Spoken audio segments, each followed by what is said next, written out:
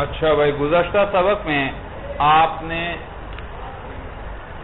لائے نفی جنس کے اسم کے جو توابع ہوتے ہیں ان کی تفصیل پڑھی تھی بھائی.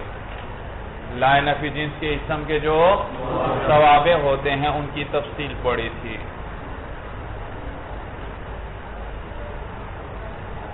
اور صاحب کافیہ نے آپ کو بتلایا تھا کس کی کون سے اسم کی تفصیل بتلائی تھی؟ لائے نفی جنس کا وہ اسم جو مبنی ہوتا ہے اس کی صفت کی تفصیل آپ کو بتلائی تھی. تو چنانچہ آپ کو بتلایا کہ لائے نفی جنس کے اسم کی صفت مبنی بھی پڑھ سکتے ہیں آپ اس کو اور معرب بھی پڑھ سکتے ہیں 4 شرائط کے ساتھ. پہلی شرط یہ کہ وہ صفت اس اسم لا کی ہو جو کیا ہوگا؟ مبنی ہو. وہ اسم لا جو، کیونکہ اسم لا کبھی منصوب ہوتا ہے، کبھی مرفوع ہوتا ہے اور کبھی مبنی ہوتا ہے. لا رجل فی الدار، یہ رجل کیا ہے؟ مبنی علی الفتح ہے. تو لائے نفی جنس کے اسم کی صفت اس کو مبنی پڑھنا بھی جائز، معرب پڑھنا بھی جائز 4 شرطوں کے ساتھ. پہلی شرط کیا کہ صفت کس اسم کی ہو؟ جو مبنی ہو. اور دوسری شرط کیا؟ وہ صفت کون سی کیسی ہو؟ پہلی صفت ہو. تیسری شرط کیا تھی کہ وہ صفت کیا ہو؟ مفرد ہو، یعنی مضاف مشابہ مضاف نہ ہو بھائی. تیسری شرط کیا تھی کہ اس کے ساتھ ملی ہوئی ہو، درمیان میں کوئی فصل نہ ہو. تو اس صورت میں اس کو مبنی پڑھنا بھی جائز. لا رجل شریف قائم، یا لا رجل شریف فی الدار مثلا کہتے ہیں. اور اس کو معرب پڑھنا بھی جائز، اور معرب کی صورت میں اس صفت پر رفع پڑھنا بھی جائز اور نصب پڑھنا بھی. رفع پڑھنا محل پر حمل کرتے ہوئے اور نصب پڑھنا لفظوں پر حمل کرتے ہوئے بھائی. تو لا رجل شریف فی الدار یہ بھی صحیح، اور لا رجل شریفا فی الدار یہ بھی صحیح. وَإِلَّا فَالْإِعْرَابِ کے ذریعے بتلایا تھا اگر ایسا نہ ہو، یعنی 4 شرطوں میں سے کوئی ایک بھی نہ پائی گئی، سمجھ میں آئے، کوئی ایک شرط بھی منتفی ہو گئی، تو پھر اس صورت میں کیا پڑھیں گے؟ اس پر اعراب پڑھیں گے بھائی. کیا پڑھیں گے؟ اعراب پڑھیں گے بھائی. اچھا، اور اعراب میں میں نے بتلایا تھا کہ رفع بھی پڑھ سکتے ہیں اور نصب بھی اس صورت میں بھائی. اور اسی طرح معطوف کے بارے میں بھی بتلایا تھا کہ معطوف میں لفظوں پر حمل کرتے ہوئے رفع پڑھنا بھی جائز اور محل پر حمل کرتے ہوئے رفع پڑھنا بھی جائز اور لفظوں پر حمل کرتے ہوئے نصب بھی جائز ہے. تو لا ابا و ابنن اور لا ابا و ابنن پڑھنا جائز. اور لا ابا لہو ولا غلام لہو یہ کہنا بھی جائز ہے. لا ابا لہو کے اندر کیا کہنا جائز ہے؟ لا ابا لہو. اور لا غلامین لہو کے اندر کیا پڑھنا جائز؟ لا غلامین لہو. یہ کس قسم کی ترکیب؟ وہ ترکیب جس میں لائے نفی جنس کا اسم آئے، نکرہ ہو، ساتھ ملا ہوا ہو، اور اس کے بعد کیا ہے؟ لام تخصیص آ جائے بھائی. صورت سمجھ میں آئی بھائی؟ لام تخصیص آ جائے. تو یہاں پر اس کو مضاف کے، چونکہ یہ جیسے اضافت تخصیص کا فائدہ دیتی ہے، یہ ترکیب بھی کس چیز کا فائدہ دے رہی ہے؟ تخصیص کا فائدہ دے رہی ہے. لہذا یہاں پر اس کو مضاف کے مشابہ بناتے ہوئے اس کے مشابہ بنانا بھی جائز ہے. یعنی جیسے مضاف پر ہم کیا پڑھتے ہیں اسماء ستہ مکبرہ میں؟ الف بھائی. جب ان کی اضافت ہو جائے تو پھر اس کو حالت نسبی میں کس کے ساتھ آتا ہے؟ الف کے ساتھ. تو یہاں بھی اسی طرح الف کے ساتھ پڑھنا بھی جائز. اور جیسے اضافت کے ساتھ تثنیہ اور جمع کا نون گر جاتا ہے تو یہاں پر بھی اسی طرح نون کو گرا دینا جائز ہے. صورت سمجھ میں آئی بھائی؟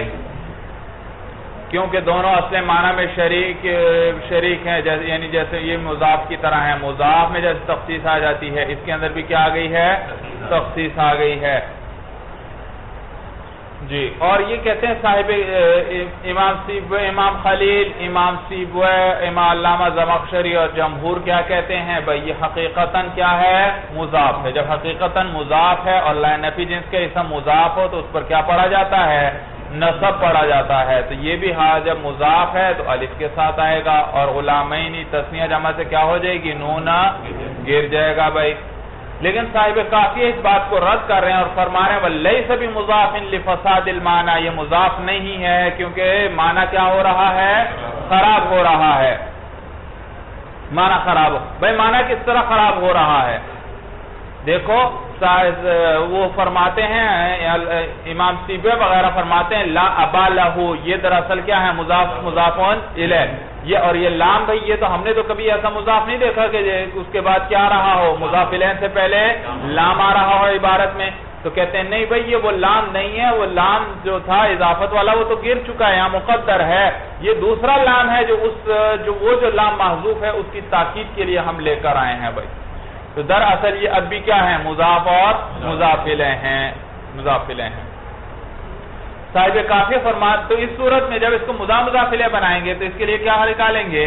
خبر محذوف نکالیں گے. اور وہ کیا نکالیں گے یہاں پر؟ موجود. لا ابا لہو موجود. اور صاحب کافیہ فرماتے ہیں کہ یہاں پر یہ معنی مراد ہی نہیں ہے, بلکہ یہاں پر کیا ہے؟ اب لا ابا لا نفی جنس کا اسم ہے, اور لہو کیا ہے؟ اس کی خبر ہے. اور اس قسم کے کلام کا مقصد کیا ہوتا ہے؟ جس کی طرف اشارہ ہے اس کے باپ, جن سے باپ کی اس سے نفی مقصود ہے, یعنی اس کا باپ ہے ہی نہیں, جن سے باپ ہی کی اس سے کیا کر دی؟ نفی مقصود ہوتی ہے. یہاں پر اگر اس کو ہم لا ابا لہو موجودن کریں تو معنی خراب ہوگا. معنی یہ ہوگا اس کا وہ جو موجود باپ ہے اس کا وجود نہیں ہے, اس کا جو موجود معلوم باپ ہے اس کا وجود تو معلوم باپ سے وجود کی نفی ہو جائے گی, اور معلوم باپ سے وجود کی نفی کرنا یہ معنی تو صحیح نہیں بنتا بھائی. سمجھ میں ہے؟ معلوم باپ ہے اور پھر آپ وجود کی نفی کر رہے ہیں بھائی, اس کا تو وجود ہے, تو اسے وجود کی نفی کا معنی کرنا صحیح نہیں ہے بھائی. آگے دیکھیے بھائی, خبر ما ولا المشبهتين بليس هو المسند بعد دخولهما وهي لغة حجازية فإذا زيدت إن مع ما أو انتقض النفي بإلا أو تقدم الخبر بطل العمل وإذا عطف عليه بموجب فالرفع. منصوبات کی بحث چل رہی ہے, آخری منصوب تک پہنچے بھئی ہم. آخری منصوب کیا ہے؟ صاحب کافیہ بتلا رہے ہیں ما و لا مشابہ بھی لیسا کی خبر بھئی. ما اور لا جو مشابہ ہیں کس کے ساتھ؟ لیسا کے ساتھ, ان کی خبر بھی منصوب ہوا کرتی ہے. کہتے ہیں هو المسند بعد دخولهما, ان دونوں کے داخل ہونے کے بعد وہ خبر کیا ہوتی ہے؟ مسند ہوتی ہے. وہی لغت حجازیت, اور یہ کیا ہے؟ لغت حجازی ہے, یعنی حجاز والوں کی لغت ہے. کس کی؟ حجاز ایک علاقہ ہے مولانا, تہامہ اور نجد کے درمیان عرب کا علاقہ جس میں مکہ وغیرہ آتے ہیں, مدینہ, یہ سارا کیا کہلاتا ہے؟ حجاز کہلاتا ہے. اہل حجاز جو ہیں مولانا, ان کی یہ لغت ہے بھائی. وہ کیا کرتے ہیں؟ ما اللہ کی خبر پر نصب پڑھتے ہیں. ما اللہ کی خبر پر ما زیدن قائمن, یہ کس کی لغت ہے؟ اور بنو تمیم قبیلہ ہے عرب کا, ان کی یہ لغت نہیں, وہ نصب دیتے ہی نہیں. وہ کہتے ہیں ما زیدن قائمن, ما زیدن, وہ کہتے ہیں زیدن مبتدا, قائمن اس کی خبر. ما عمل ہی نہیں کرتا. سورت سمجھ میں آ رہی ہے؟ اور قرآن بھی اہل حجاز کی لغت میں ہے. اللہ تعالیٰ قرآن میں فرماتے ہیں, قرآن میں کس طرح آتی ہے؟ ما ھذا بشرا, ما ھذا. تو دیکھو ماں نے اپنے خبر کو کیا دیا؟ نصب. اور بنو تمیم والے کیا کہتے ہیں؟ یہ خبر کو نصب نہیں دیتا, بلکہ کیا پڑھیں گے؟ ما ھذا بشرون. تو یہ لغت ہے نصب والی اہل حجاز کی. فَإِذَا زِيدَتْ إِن مَعَ مَا. جی اب 3-4 صورتیں بتلا رہے ہیں, ان صورتوں کے اندر ما اللہ کا عمل لغو ہو جائے گا. کیا ہو جائے گا؟ یہ عمل نہیں کرے گا, اپنی خبر کو نصب نہیں دے گا. وہ کون سی صورتیں ہیں بھائی؟ کہتے ہیں جب ما کے بعد ان بڑھا دیں. بھائی ادھر دیکھو, آپ نے کیا کہا ما زیدن قائمن، ما نے کیا کیا اپنے اسم کو رفع دیا اور اپنی خبر کو، تو ما کا معنی تھا نفی، اسی کی نفی کے لیے کبھی ان بھی آتا ہے، تو ما کی تاکید کے لیے ہم نے ان بڑھا دیا، ما ان زیدن قائمن، یہ ان کے آنے کی وجہ سے اب ما کا عمل لغو ہو گیا، اب یہ اپنی خبر کو نصب نہیں دے گا۔ یا اسی طرح مولانا نفی ٹوٹ جائے اللہ کے ساتھ، کس کے ساتھ ٹوٹ جائے؟ بھائی ما زیدن قائمن، زید کھڑا نہیں، میں کہتا ہوں ما زیدن الا، کیا ترجمہ ہے؟ کیا معنی؟ کھڑا ہی ہے زید، تو دیکھو اللہ نے کیا کیا، نفی کو آ کر توڑ دیا، تو جب اللہ آ جائے خبر سے پہلے تو وہ چونکہ نفی کو توڑ دیتا ہے، اور آپ نے پڑھا تھا ما عمل کس کی وجہ سے کرتا ہے؟ نفی کی وجہ سے، تو جب نفی ٹوٹ گئی تو اب اس کا عمل بھی ٹوٹ گیا، لہذا اب خبر منصوب نہیں ہوگی بلکہ ما زید الا قائم بھائی۔ اور تقدم الخبر، دیکھیے بھائی تیسری صورت بھائی، خبر اسم پر مقدم ہو جائے، مثلا ما قائم زید، ما قائم، میں نے زید جو اسم تھا ما کا اس کو مؤخر کیا اور خبر کو مقدم کیا، تو کہتے ہیں ما کا عمل لغو ہو گیا، اس لیے کہ یہ ضعیف عامل ہے، اس کو پتا ہے کہ خبر میری اسم کے بعد آئے گی، میں نے اس کو ہمیشہ کیا دینا ہے؟ نصب، لیکن خبر تو پہلے آ گئی، تو یہ بیچارہ چکرا گیا، ضعیف تھا نا، تو ضعیف ہونے کی وجہ سے کیا ہوا؟ چکرا گیا، اب یہ عمل نہیں کر سکتا بھائی۔ صورت سمجھ میں آ گئی بھائی؟ وَإِذَا زِيدَتْ إِن مَعَ مَا، جب ان کو بڑھا دیا جائے کس کے ساتھ؟ ما کے ساتھ، ایک صورت۔ اب انتقض النفی بِإِلَّا، یا نفی ٹوٹ جائے کس کے ساتھ؟ اللہ کے ساتھ، دوسری صورت۔ اور تقدم الخبر، یا خبر کیا ہو جائے؟ مقدم ہو جائے، بطل العمل، عمل اس کا کیا ہو جائے گا؟ باطل۔ وَإِذَا عُطِفَ عَلَيْهِ بِمُوجِبٍ فَالرَّفْعُ، اگر اس پر عطف کیا جائے موجب ایجاب والے لفظ کے ساتھ تو پھر رفع پڑھیں گے۔ مراد ہے بل اور لیکن، موجب سے کیا مراد ہے؟ وہ حرف عطف جو ایجاب کے لیے ہو، موجب ایجاب کرنے والا، موجب کیا معنی؟ اس بات کرنے والا، کون؟ ہاں، تو بل اور لیکن مولانا نفی کے بعد بل اور لیکن ہے تو کس چیز کا فائدہ دیتے ہیں؟ اس بات کا۔ آپ نے کہا ما زید قائمن، زید کھڑا نہیں، بل قاعد، بلکہ کیا ہے؟ تو دیکھو آپ نے بل کے ساتھ عطف کیا کس پر؟ خبر پر، کس پر؟ بھائی ما زید قائم، قائم پر عطف کر رہے ہیں، بل جالس، کھڑا نہیں ہے بلکہ، تو آپ جالس کا عطف کر رہے ہیں قاعدن پر، کس پر؟ لیکن قاعدن تو منفی ہے اور جالس تو، آپ کیا کہنا چاہتے ہیں؟ زید بیٹھا نہیں ہے بلکہ کھڑا نہیں ہے بلکہ، تو نفی کس کی اور اس بات کس کا کیا؟ تو دیکھو معلوم ہوا بل اس بات کا فائدہ دیتا ہے، نفی کے بعد بل آ جائے تو کس چیز کا فائدہ دیتا ہے؟ جب نفی ٹوٹ گئی تو اب رفع پڑھنا چاہیے یا نصب پڑھنا چاہیے؟ بھائی ما اپنی خبر کو کیا دیتا ہے؟ نصب، لیکن جب نفی ٹوٹ گئی اب نصب دینا چاہیے بلکہ کیا آئے گا؟ اسی طرح لیکن ہے، ما زید جالسن ولیکن قائمون، سورج سمجھ میں آ گئی؟ وَإِذَا عُطِفَ عَلَيْهِ بِمُوجِبٍ، اور جب عطف کر دیا جائے کس پر؟ خبر لا پر، کس پر عطف کیا جائے؟ خبر لا پر، بِمُوجِبٍ کس کے ساتھ؟ ایجاب والے حرف کے ساتھ، فَالرَّفْعُ، پھر کیا پڑھیں گے؟ رفع پڑھیں گے۔ معلوم ہوا ما زید قائمن، بل جالسن، بل تو جالسن نہیں پڑھیں گے، کیونکہ عطف تو ٹھیک ہے عطف ہو رہا ہے اور معطوف منصوب ہے معطوف علیہ، تو لہذا معطوف کو بھی کیا آنا چاہیے منصوب، لیکن یہاں پر کیا کریں گے ہم محل پر عطف کریں گے کیونکہ نفی کیا ہے ٹوٹ چکی ہے۔ چلیے مولانا منصوبات ختم ہوئے، آگے مجرورات کی بحث شروع ہو رہی ہے، لیکن اس سے پہلے یہ بحث ہم ہدایت النحو میں پڑھ لیتے ہیں۔ بھائی ہدایت النحو نکالو بھائی، اس میں ذرا آسان ہے، صاحب کافیہ ذرا مختصر ذکر کرتے ہیں، یہاں تفصیل زیادہ ہے۔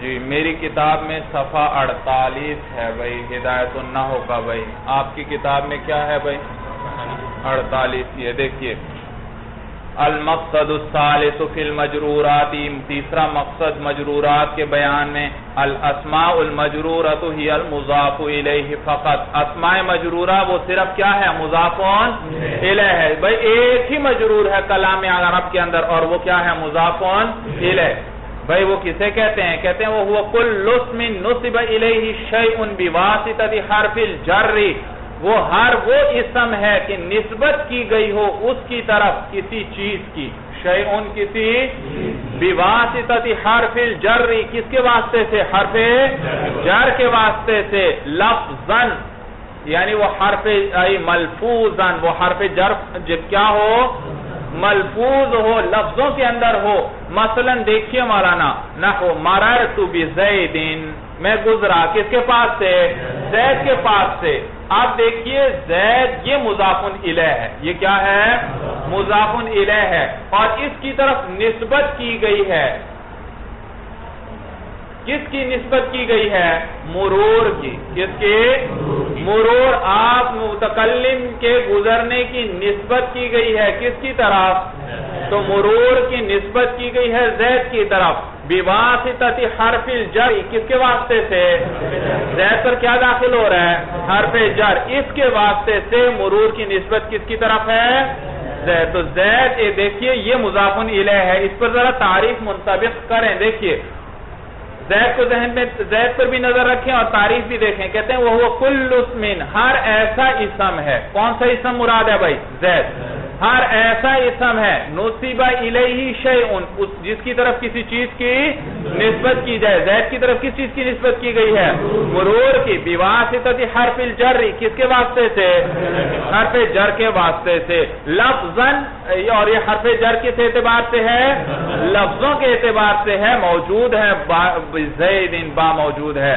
وَيُعَبَّرُ عَنْ هَذَا التَّرْكِيبِ فِي الْاصْطِلَاحِ بِأَنَّهُ جَارٌ وَمَجْرُورٌ، اور یہ تعبیر کیا جاتا ہے اس ترکیب کو اصطلاح کے اندر کہ یہ کیا ہے؟ جار بزید، یہ کیا ہے مولانا؟ جار، جب حرف جر لفظوں میں ہو تو معلوم ہوا مررت بزید، مرہ فعل تو وہ ضمیر فاعل، با جارہ زیدین مجرور، جار مجرور میرے کا متعلق کس سے؟ مررت فعل سے۔ تو دیکھو میں نے کہا جار مجرور، کیا کہا؟ جار مجرور، تو یہ دراصل زید مضاف الیہ ہے، لیکن اصطلاح میں ہم اس کو کیا کہتے ہیں؟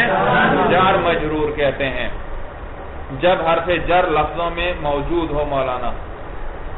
اور تقدیراً، یا حرف جر کیا ہوگا؟ تقدیراً ہوگا، جیسے غلام زیدین، تقدیر ہو اصل میں یہ کیا تھا؟ غلام لزیدین، تو غلام لزیدین تھا تو ہم نے لام کو ختم کیا اور غلام کو کیا کیا؟ زید کے ساتھ ملا دیا، تو غلام زیدین میں مضاف الیہ کون؟ زید۔ تو اب اس پر ذرا تعریف صادق لگاؤ اس پر بھائی، تعریف صادق آتی ہے کہ نہیں؟ زید ایک اسم ہے جس کی طرف نسبت کی گئی ہے ایک چیز کی، کیا چیز ہے وہ؟ غلام، کس؟ بواسطہ حرف جر کے، اور وہ حرف جر کیا ہے؟ مقدر ہے، کیا ہے؟ کیونکہ بتلایا تھا کبھی وہ حرف جر لفظوں میں ہوگا اور کبھی تقدیراً، جب حرف جر لفظوں میں ہو تو اس کو کیا کہیں گے؟ جار مجرور، اور جب تقدیراً ہو تو کیا کہیں گے؟ مضاف الیہ۔ وَيَجِبُ، اچھا جی، وَيُعَبَّرُ عَنْهُ فِي الْاصْطِلَاحِ بِأَنَّهُ مُضَافٌ وَمُضَافٌ إِلَيْهِ، اور تعبیر کیا جاتا ہے اس کو اصطلاح کے اندر کہ یہ کیا ہے مضاف اور بھائی حرف جر مقدر ہو تو مضاف مضاف الیہ، لفظوں میں ہو تو جار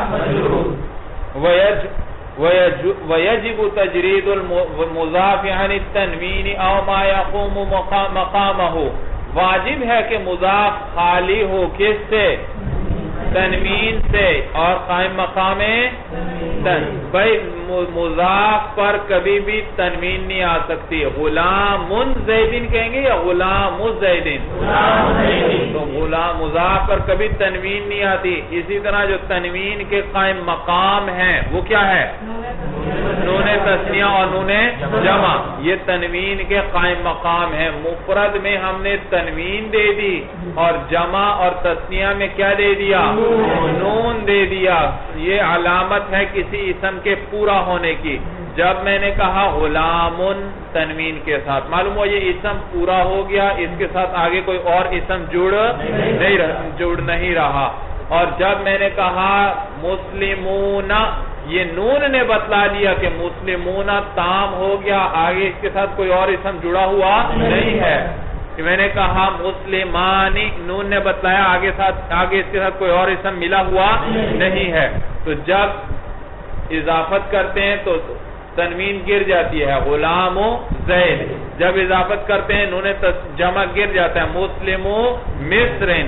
یا جب اضافت کرتے ہیں نون تثنیہ گر جاتا ہے مسلمہ مصرن. تو جب تک تنوین ہے اور نون جمع اور تثنیہ ہے یہ اسم کے تام ہونے کی علامت. تو لہذا مضاف تو تام نہیں ہوتا، وہ تو کس کے ساتھ مل کر تام ہوتا ہے؟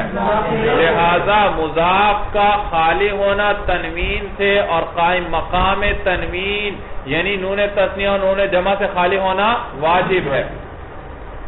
جیسے نحو جاءنی غلام زیدن و غلام زیدن، یہ تثنیہ کی مثال ہے. وہ مسلم مصرین، یہ کس کی مثال ہے؟ وَعَلَمْ أَنَّ الْإِضَافَةَ عَلَى قِسْمَيْنِ، جان لے تو کہ اضافت دو قسم پر ہے، معنویت و لفظیت. ایک اضافت لفظی ہے اور ایک اضافت معنوی ہے. جی پہلے اضافت لفظیہ دیکھ لیں بھئی، 3-4 سطروں کے بعد آ رہی ہے. وَأَمَّا الْلَفْظِيَّةُ، باقی اضافت لفظیہ جو ہے فَهِيَ أَن يَكُونَ الْمُضَافُ صِفَةً، وہ یہ کہ مضاف ایسی صفت ہو مضافتاً الی معمولہا، جو مضاف ہو رہی ہو اپنے. اضافت لفظیہ کس کو کہتے ہیں کہ ان یکون المضاف صفتاً، کہ مضاف ایسی صفت ہو مضافتاً الی معمولہا، جو مضاف ہو رہی ہو کس کی طرف؟ اپنے معمول کی طرف. بھئی یاد رکھو جیسے فعل معروف فاعل چاہتا ہے، فعل مجہول کس کو چاہتا ہے؟ نائب فاعل. اسی طرح اس میں فاعل بھی کس کا تقاضا کرتا ہے؟ فاعل کا تقاضا کرتا ہے. اس میں مفعول کس کا تقاضا کرتا ہے؟ نائب فاعل کا تقاضا کرتا ہے. صفت مشبہ کس کا تقاضا کرتی ہے؟ فاعل کا تقاضا کرتی ہے. لیکن وہ الگ بات ہے، عموماً عبارت کے اندر اس میں فاعل کا فاعل، اس میں مفعول کا نائب فاعل اور صفت مشبہ کا فاعل وہ آپ کو نظر نہیں آئیں گے، بلکہ وہ انہی کے اندر ضمیر ہوگی چھپی ہوئی بھائی. لیکن کبھی کبھی وہ آگے ظاہر بھی آ جاتا ہے بھائی. کیا ہوتا ہے؟ آگے ان کا فاعل ظاہر بھی آ جاتا ہے. اور اگر اس میں فاعل تو اس میں فاعل اگر فعل متعدی سے بنا ہو تو پھر یہ مفعول کا بھی تقاضا کرتا ہے. کس کا؟ بھئی ضرب زید عمرا، ضرب فعل لازم ہے یا فعل متعدی ہے؟ فعل متعدی ہے. جیسے یہ فاعل کو چاہتا ہے اسی طرح مفعول کو بھی. تو ضرب فعل، زید اس کا فاعل، عمرا اس کا مفعول. فعل اپنے فاعل اور مفعول سے مل کر کیا ہوا؟ جملہ فعلیہ ہوا. اب ضرب سے اس میں فاعل بناؤ ضاربن، یہ ضاربن بھی ضرب کی طرح ایک فاعل چاہے گا اور ایک کیا چاہے گا؟ مفعول چاہے گا. تو میں مثلا کہتا ہوں زیدن ضاربن عمرن، زید کے پٹائی کرنے والا ہے وہ، عمرن کس کی؟ عمر کی. سمجھ میں آیا بھائی؟ تو یہ دیکھیے ترکیب یوں ہوگی، زیدن مبتدا، ضاربن صیغہ اس میں، اور اس میں فاعل کس کو تقاضا کرتا ہے؟ فاعل. تو اس کے آگے کوئی مرفوع آ رہا ہے؟ نہیں. معلوم ہوا اسی کے اندر ضمیر ہے فاعل کی، جو کس کو راجع ہے؟ زید کو. تو ضاربن کے اندر ہوا ضمیر جو راجع ہے زید کو، یہ ضاربن کے لیے فاعل. اور آگے عامرن، یہ کیا ہے؟ ضاربن کے لیے مفعول ہے. کوئی آپ سے پوچھے یہ عامرن کو نصب کس نے دیا، آپ کیا کہیں گے؟ ضاربن نے دیا، کیونکہ یہ فعل متعدی سے بنا ہے، اور فعل متعدی جیسے مفعول کو نصب دیتا ہے، اس سے بننے والی صفت بھی کیا کرتی ہے؟ مفعول کو نصب دیتی ہے. تو ضاربن نے عامرن کو نصب دیا. تو ترکیب کیا ہوئی؟ زیدن ضاربن عامرن. اس میں فاعل پھر اپنے فاعل اور مفعول سے مل کر کیا ہوا؟ شبہ جملہ ہو کر یہ زیدن کے لیے خبر، مبتدا اپنی خبر سے مل کر جملہ اسمیہ. ترکیب سمجھ میں آ رہی ہے بھائی؟ اچھا، تو اب دیکھیے ضاربن صیغہ اس میں فاعل ہے، اور عامرن کیا ہے؟ اس کے لیے مفعول ہے. لیکن کبھی کبھار کیا کر دیتے ہیں؟ یہ اس کی اضافت کر دیتے ہیں اپنے معمول کی طرح. دیکھو ضاربن عامل ہوا اور عامرن کیا ہوا؟ بھائی عامرن کو نصب کون دے رہا ہے؟ ضاربن. تو ضاربن کیا ہوا؟ عامل، اور عامرن کیا ہوا؟ معمول. تو ضاربن کی اضافت کر دی کس کی طرف؟ عمر کی طرف. پہلے تھا زیدن ضاربن عمرن، اب اضافت کرو زیدن ضارب عمرن. صورت سمجھ میں آ رہی ہے بھائی؟ اضافت کر دی. تو دیکھو یہ صفت کا صیغہ ہے. ضاربن کون سا صیغہ ہے؟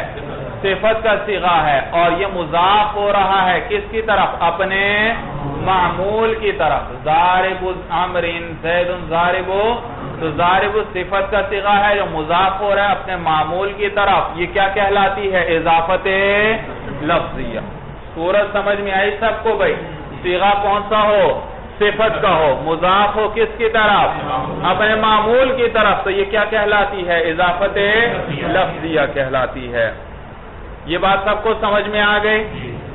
دیکھیے دوبارہ بھائی، وَإِمَّا وَأَمَّا لَفْظِيَّةٌ باقی اضافت لفظیہ جو ہے فَهِيَ وہ یہ ہے کہ أَن يَكُونَ الْمُضَافُ صِفَةً کہ مضاف ایسی صفت ہو مضافةً إِلَى مَعْمُولِهَا جو مضاف ہو رہی ہو کس کی طرف؟ اپنے معمول کی طرف. بھائی صفت سے کیا مراد ہے؟ یاد رکھو صفت سے صرف 3 صیغے یہاں مراد ہیں. اس میں فاعل، اس میں مفعول، اور صفت مشبہ. اس میں فاعل وہ بھی کبھی مضاف ہوگا، اسی طرح اس میں مفعول اور صفت، یہ 3 مراد ہیں اور باقی اور صفات نہیں. اور اسی طرح معمول سے کیا مراد ہے؟ فاعل یا مفعول. سمجھ میں آیا؟ باقی ظرف وغیرہ ان کے لیے مراد نہیں ہے.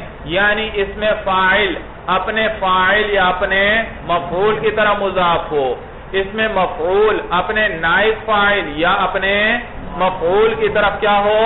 مضاف ہو، اور صفت مشبہ اپنے فاعل کی طرف مضاف ہو. اس لیے کہ صفت مشبہ فعل لازم سے بنتی ہے، اس کے لیے مفعول آیا ہی نہیں کرتا.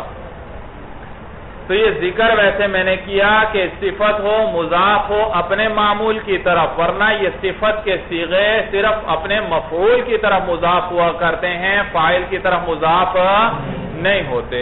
صورت سمجھ میں آئی؟ تو صفت کا صیغہ ہو اور مضاف ہو کس کی طرف؟ اپنے معمول یعنی مفعول کی طرف. بھائی صورت سمجھ میں آ گئی بھائی؟ تو فاعل کبھی وہ صفت مشبہ میں آتا ہے، لیکن وہ ذرا تفصیل اگلے سال پڑھیں گے. اس کو میں بھی اضافت سے پہلے ہم کیا کر دیتے ہیں؟ اس کو مفعول کے درجے میں اتار لیتے ہیں، پھر اضافت کرتے ہیں. بھائی چلیے وہ بات ذرا مشکل ہے، آپ اگلے سال کتاب میں آپ کی شرح جامی میں تفصیل آ جائے گی انشاءاللہ. جی اضافت لفظی کسے کہتے ہیں؟ صیغہ کون سا ہو اور مضاف ہو کس کی طرف؟ اپنے معمول کی طرف. اور صفت سے کون سی صیغے مراد ہیں؟ فاعل میں مفعول اور صفت ہے. اور معمول سے کون سے مراد ہے؟ فاعل اور مفعول مراد ہیں. بھائی آپ دیکھیے اضافت معنویہ وہ پھر وہیں شروع میں آ رہی ہے. تو کہتے ہیں اضافت دو قسم پر ہے، معنویہ و لفظیہ. اما المعنویہ تو باقی اضافت معنویہ جو ہے فَهِيَ أَن يَكُونَ الْمُضَافُ غَيْرَ صِفَةٍ مُضَافَةٍ إِلَى مَعْمُولِهَا، وہ یہ کہ مضاف جو ہے ایسی صفت نہ ہو جو مضاف ہو رہی ہو کس کی طرف؟ اپنے. یہ ترجمہ ذرا غور سے سننا بھائی، یہاں ترجمہ غلط کرتے ہیں سارا مسئلہ خراب ہو جاتا ہے.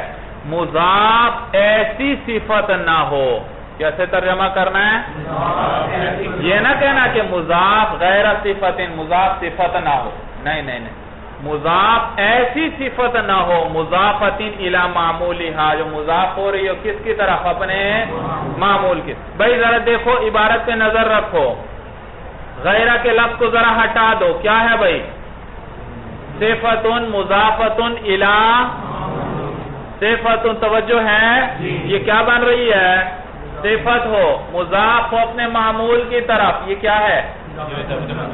یہ تو اضافت لفظیہ ہے. صفت مضافت الی، یہ اضافت لفظیہ ہے. توجہ ہے سبق پہ بھائی؟ اس سے غیر ہو، اس کے علاوہ ہو، تو اس کے علاوہ جو بھی اضافت ہوئی وہ کیا ہے؟ اضافت معنویہ ہے. صورت سمجھ میں آئی بھائی؟ تو اس سارے صفت مضافت الی معمولہا، اس سارے پر غیر کا لفظ داخل ہوا کہ ایسی صفت نہ ہو جو مضاف ہو اپنے معمول کی طرف. یہ اضافت معنویہ ہے. معنی اچھی طرح سمجھ میں آ گیا؟ وہی اما بمعنی اللامی، یاد رکھو اضافت معنویہ جو ہے یہ تین لفظوں حروف کے ساتھ آئے گی، یا لام کے ساتھ، یا مین کے ساتھ، یا فی کے ساتھ. بھئی مضاف اور مضاف الیہ کے درمیان کیا ہوگا؟ کوئی حرف مقدر ہوگا. وہ حرف مقدر کبھی لام ہوگا، کبھی مین ہوگا، اور کبھی فی ہوگا. بھئی پتہ کیسے چلے گا کہاں پر لام ہے، کہاں پر مین ہے، کہاں پر فی ہے؟ تو بتلائیں گے آپ کو بھئی، کتاب کے اندر صاحب کافیہ بھی بتلائیں گے آپ کو. یاد رکھو اگر مضاف الیہ مضاف کے لیے جنس ہو، مضاف الیہ بھئی پہلا کیا کہلاتا ہے؟ مضاف. ثانی کیا کہلاتا ہے؟ مضاف الیہ جو ہے وہ جنس ہو کس کے لیے؟ مضاف کے لیے. جیسے خاتم فضت، چاندی کی انگوٹھی، تو مضاف الیہ کون ہے؟ فضہ. اور یہ چاندی کیا ہے؟ جنس ہے. کس کے لیے؟ انگوٹھی کے لیے. کس کے لیے؟ انگوٹھی کے لیے. جنس اسے کہتے ہیں جو اس شے میں بھی پائی جائے اور غیر کے اندر بھی. تو چاندی اس انگوٹھی میں بھی ہو سکتی ہے اور غیر انگوٹھی میں بھی ہو سکتی ہے. صورت سمجھ میں آئی بھائی؟ تو جنس یعنی آسان لفظوں میں یوں کہو وہ چیز اس سے بنی ہو، وہ چیز مضاف الیہ ایسا ہو کہ مضاف اس سے بنا ہو. انگوٹھی کس سے بنی ہے؟ چاندی سے. صورت سمجھ میں آئی؟ تو یہ کیا کہلاتی ہے؟ چاندی اس کے لیے جنس. تو یاد رکھو جب مضاف الیہ جنس ہو کس کے لیے؟ مضاف کے لیے، تو اضافت مین کے ساتھ ہوگی. خاتم فضت ای خاتم من فضت. صورت سمجھ میں آ گئی؟ اور اگر مضاف الیہ ظرف ہو مضاف کے لیے تو اضافت فی کے ساتھ ہوگی. سمجھ میں آیا؟ صلاۃ اللیل اصل میں کیا ہے؟ صلاۃ فی اللیل. یہ لیل کیا ہے؟ صلاۃ کے لیے ظرف ہے. یہ نماز کس وقت میں ہے پڑھی گئی؟ رات میں. رات میں بھائی سمجھ میں آیا؟ تو رات یہ وقت ہے، اس کے لیے ظرف ہے. اور جب ظرف ہو مضاف الیہ تو پھر اس صورت میں اضافت کس کے ساتھ ہوگی؟ تو صلاۃ اللیل اصل میں کیا ہے؟ صلاۃ فی اللیل. اور اگر ایسا نہ ہو یعنی مضاف الیہ نہ مضاف کے لیے جنس ہو اور نہ ظرف ہو تو اضافت لام کے ساتھ ہوگی. اضافت کس کے ساتھ ہوگی؟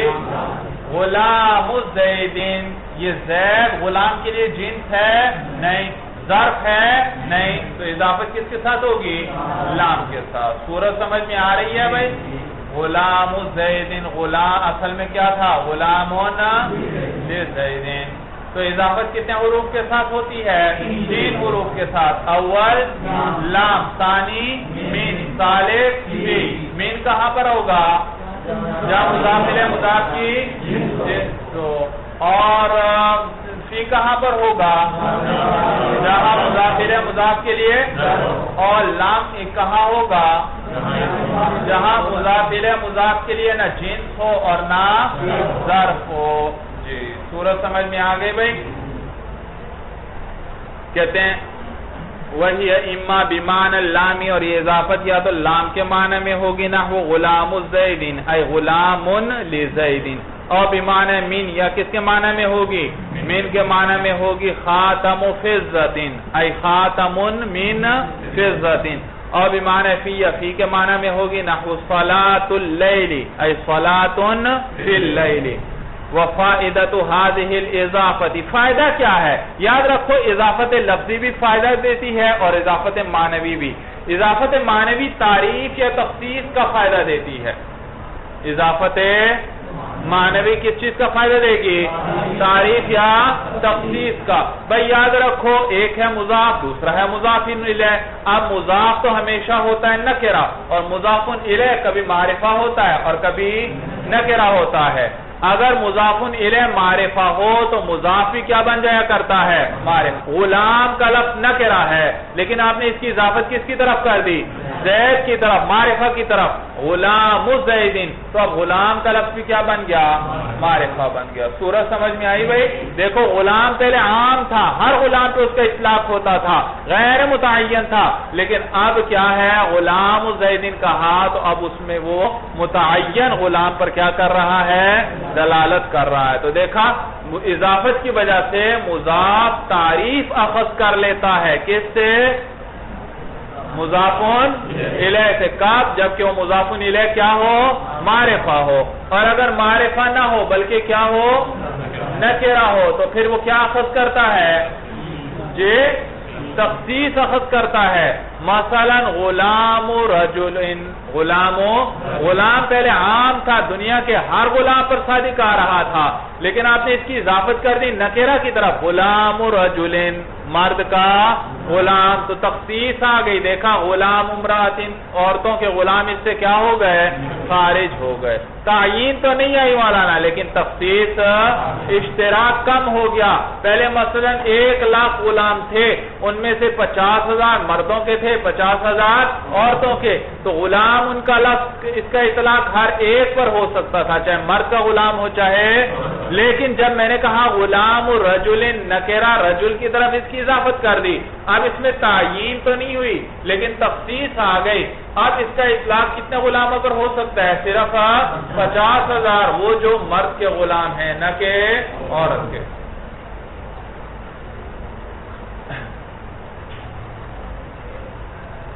تو اضافت لفظی، اضافت معنویہ کس چیز کا فائدہ دیتی ہے؟ تعریف یا تعریف کا فائدہ کب دے گی؟ معرفہ کی طرف اضافت ہو. اور تخصیص کا فائدہ کب دے گی؟ جب نکرہ کی طرف. وفائدۃ هذه الاضافۃ تعریف المضاف، اور فائدہ اس اضافت کا مضاف الیہ کی معرفہ ہونا ہے. ان اضیف الی معرفۃ، جب اس کی اضافت کی جائے معرفہ کی طرف، کما مرہ جیسے کہ بات گزر گئی. او تخصیصہ، یا کیا ہے؟ اس مضاف کی تخصیص ہے. ان اضیف الی نکرۃ، جب اس کی اضافت کس کی طرف کی جائے؟ اگر اس کی اضافت نکرہ کی طرف کی جائے کا غلام رجل، جیسے غلام رجل. وَأَمَّا اللَّفْظِيَّةُ، بھئی اچھا وہی اما اللفظیہ فہی ان یکون المضاف صفتا مضافتا الی معمولها، اور باقی اضافت لفظیہ جو ہے وہ یہ کہ مضاف ایسا صفت کا صیغہ ہو جو مضاف ہو کس کی طرف؟ اپنے. وہی فی تقدیر الانفصال، اور یہ تقدیر انفصال میں ہوتا ہے. بھائی انفصال کے حکم میں ہوتا ہے. میں نے کہا اصل کلام تھا زید ضارب عمرا، اصل کیا تھا؟ زید ضارب عمرا. ضارب کے لیے کیا ہے؟ معمول. اور پھر میں نے اضافت کر دی معمول کی طرف، زید ضارب عمرن. یہ ضارب عمرن کیا ہے؟ جی مضاف مضاف الیہ بن گئے اس وقت. ضارب مضاف، عمرن کیا ہے؟ مضافون. اور یہ صفت کا صیغہ ہے، مضاف ہو رہا ہے کس کی طرف؟ اپنے معمول کی طرف سے. یہ کون سی اضافت ہوئی؟ اضافت لفظی ہوئی. اضافت لفظی ہوئی جی. اور یاد رکھو اضافت لفظی صرف تخفیف کا فائدہ دیتی ہے، یعنی لفظوں میں تخفیف آ گئی. لفظوں میں کیسے تخفیف آئی؟ بھئی ضاربن سے تنوین گر گئی، بس کیا ہوئی؟ تنوین گر گئی بس، اور کوئی فائدہ نہیں. تعریف اور تخصیص کا یہ اضافت فائدہ نہیں دیتی. ضارب جیسے ضاربن پہلے نکرہ تھا اضافت سے پہلے، اب بھی کیا ہے؟ نکرہ کا نکرہ ہے. صورت سمجھ میں آ گئی بھئی؟ اس نے نہ تعریف اخذ کی مضاف سے مضاف الیہ سے، اور نہ تخصیص اور نہ تخصیص بھئی، تو نہ تعریف اخذ کی اور نہ تخصیص بھئی. تو لہذا یہ اب بھی انفصال کے حکم میں ہے. کس کے حکم میں ہے؟ انفصال کے حکم میں ہے. سمجھ میں آیا بھئی؟ یعنی جیسے پہلے جدا تھے اضافت سے پہلے، ضاربن عمرن، ضاربن کیا تھا؟ نکرہ تھا، اب بھی کیا ہے؟ نکرہ ہے. صورت سمجھ میں آ گئی بھئی؟ وحیت فی تقدیر الانفصال، اور یہ انفصال کی تقدیر میں ہے، یعنی انفصال کے حکم میں ہے. نحو ضارب زید وحسن الوجہ. بھئی ضارب زیدن کے اندر ضارب نکرہ ہے اضافت کے بعد یا معرفہ ہے؟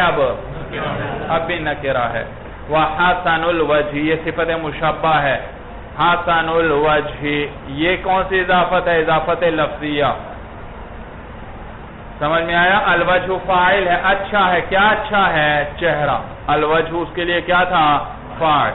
تو اب بتلائیے اضافت لفظیہ ہے، تو اب حسن الوجہ یہ حسن کا لفظ اضافت کے بعد معرفہ ہے یا نکرہ؟ اب بھی کیا ہے؟ نکرہ کا نکرہ ہی ہے. وَفَائِدَتُهَا تَخْفِيفٌ فِي اللَّفْظِ فَقَط. اور یہ اضافت لفظیہ کا فائدہ کیا ہے؟ لفظوں میں تخفیف، بس صرف لفظوں میں کیا ہوتی ہے؟ تو اضافت معنویہ ہو یا اضافت لفظیہ، یہ تین فائدے دیتی ہیں بس، تعریف، تخصیص یا تخفیف. اضافت معنویہ کس چیز کا فائدہ دیتی ہے؟ تعریف کا بھی اور تخصیص کا بھی. اور اضافت لفظیہ صرف کس کا فائدہ دیتی ہے؟ تخفیف. تعریف اور تخصیص وہاں نہیں آتی. سمجھ میں آیا بھائی؟ قرآن میں بھی اس کی مثال ہے مولانا اضافت، جیسے قرآن میں آتا ہے ھذا عارض ممطرنا. ھذا عارض ممطرنا. عارض موصوف ہے اور ممطرنا اس کی صفت ہے. ممطرنا کیا ہے اس کی؟ تو عارض موصوف یہ نکرہ ہے، تو ممطرنا مضاف مضاف الیہ مل کر یہ پھر بھی کیا ہیں؟ نکرہ ہیں. سمجھ میں آیا بھائی؟ نکرہ ہیں. یہ کون سی اضافت ہے؟ ممطرنا کے اندر اضافت لفظیہ ہے. ترجمہ یہ ھذا ممطرنا یہ بادل ہے، یہ ایسا بادل ہے ممطرنا جو ہم پہ بارش برسائے گا. یہ ایسا بادل ہے جو ہم پر کیا کرے گا؟ بارش برسائے گا. سمجھ میں آیا؟ تو اس میں ممطر اس میں فاعل ہے، مضاف ہے، نا ضمیر مفعول کی طرف ہے. یہاں تک بات اچھی طرح سمجھ میں آ گئی بھائی؟ دیکھیے اب ذرا کافیہ نکالیے بھائی. یہ چلیے کافیہ پھر کل پڑھیں گے بھائی، اب وقت کافی ہو گیا بھائی. چلیے جی، ھذا هو المرام، اللہ اعلم بحقیقت الکلام بھائی.